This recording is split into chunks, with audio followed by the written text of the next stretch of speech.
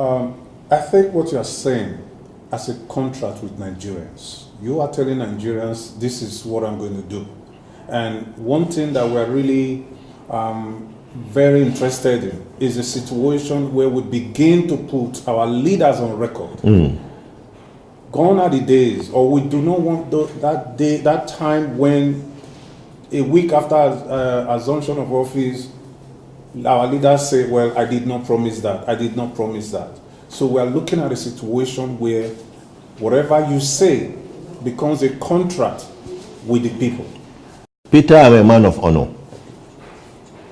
I'm conscious of every little thing I say, both to members of my party and indeed to Nigerians. And I don't just talk because I want to get their votes, I want to get elected there. I'm talking with all sense of responsibility. People who know me know that I have a lot of integrity. People who know me know that I have a lot of credibility.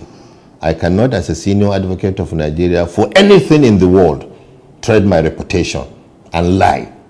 Certainly when I get there, Nigerians will see a lot of difference. And I want Nigerians to hold me on to what I'm saying, because I'm speaking from the heart.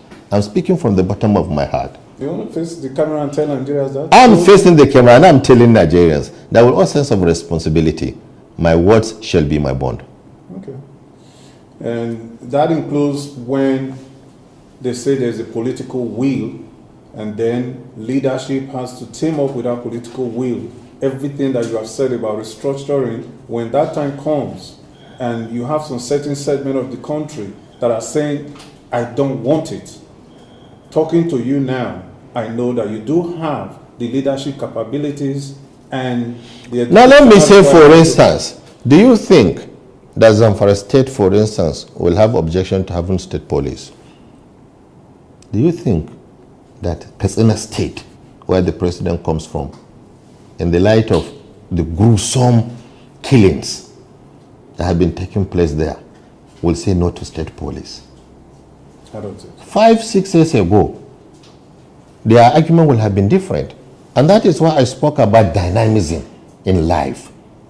These are people at that time who say, no to state police, because it's going to be an instrument in the hands of the executive to which hunt, to oppress.